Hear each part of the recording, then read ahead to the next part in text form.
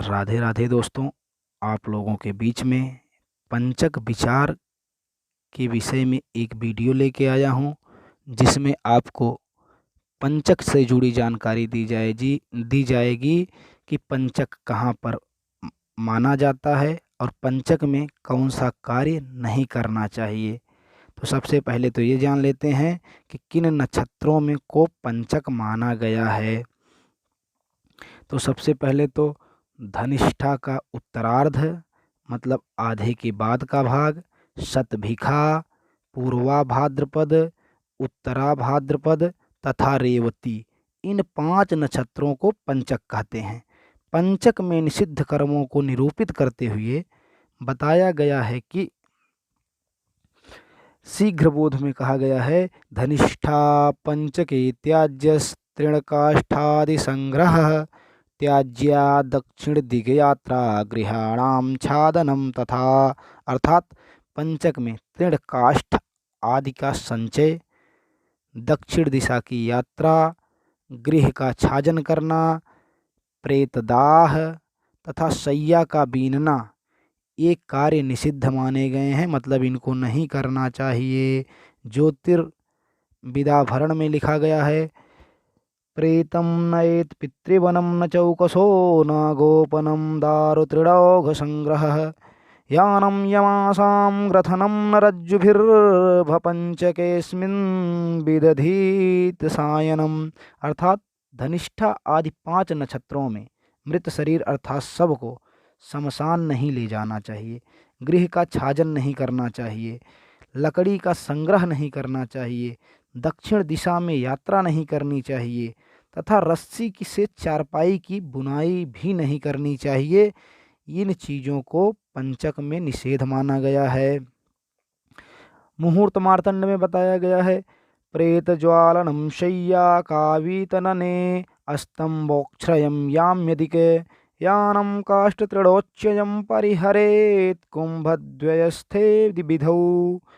तब चंद्रमा कुंभ और मीन में हो तो अर्थात धनिष्ठा से रेवती तक 5 नक्षत्रों में शव जलाना, शैया खाट चटाई पलंग आदि का बीनना, घर में स्तंभ आदि का गाड़ना, दक्षिण दिशा की यात्रा करना, लकड़ी जलावन एकत्रित करना, संग्रह करना, तृण आदि को संग्रह करना हमेशा के लिए त्याज्य माना गया है पंचक में। इन 5 नक्षत्रों में मृत्यु होने पर दोष निवारणार्थ शांति करने का विधान है, जिसे पंचक शांति भी कहा जाता है। आप लोग सुने होंगे कि लोग पंचक शांति करवाते हैं।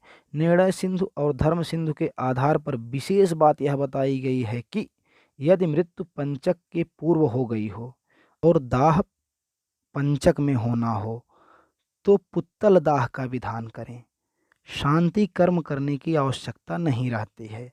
इसके विपरीत यदि पंचक में मृत्यु हो गई हो और दाह पंचक के बाद हो तो पंचक शांति कर्म करना चाहिए।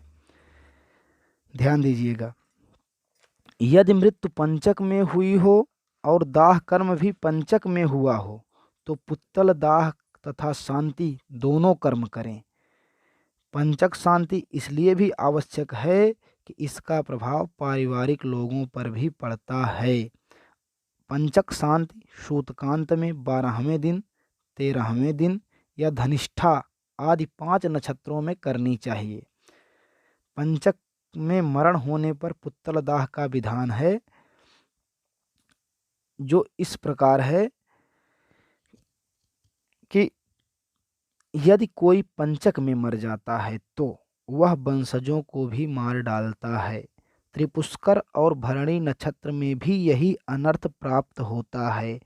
ऐसी स्थिति में अनिष्ट के निवारण के लिए कुशों की 5 प्रतिमा पुत्तल बनाकर सूत्र से वेष्टित कर बांधकर जौ के आटे की पीठी से उसका लेपन कर उन प्रतिमाओं के साथ शव का दाह करें।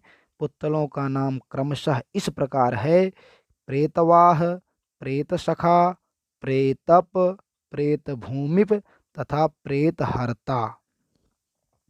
पुत्तलदाह का संकल्प, अद्य शर्मा वर्मा गुप्तोऽहम् अमुक गोत्रस्य गोत्रायाः, स्त्री या पुरुष के लिए, अमुक प्रेतस्य प्रेतायाः धनिष्ठादि पंचक जनित वंशानिष्ट परिहारार्थम पंचक विधिम करिष्ये।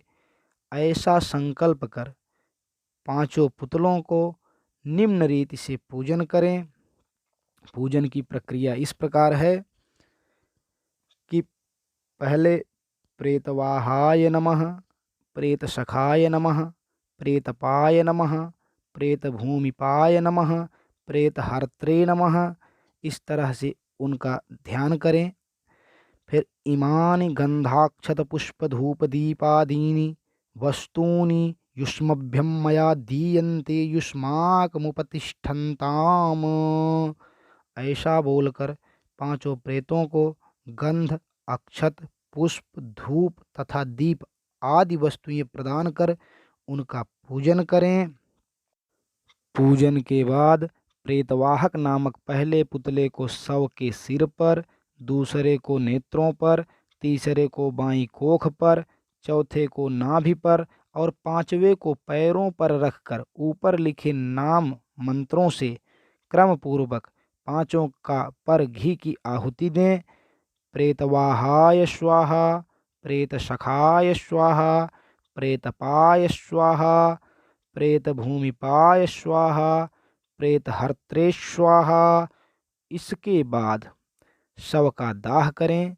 दोस्तों, आपको हमारे द्वारा दी गई यह जानकारी कैसी लगी हमें कमेंट करके ज़रूर बताइए। चैनल को सब्सक्राइब करिए, वीडियो को लाइक और शेयर कीजिए। कोई सवाल हो तो ज़रूर कमेंट करें।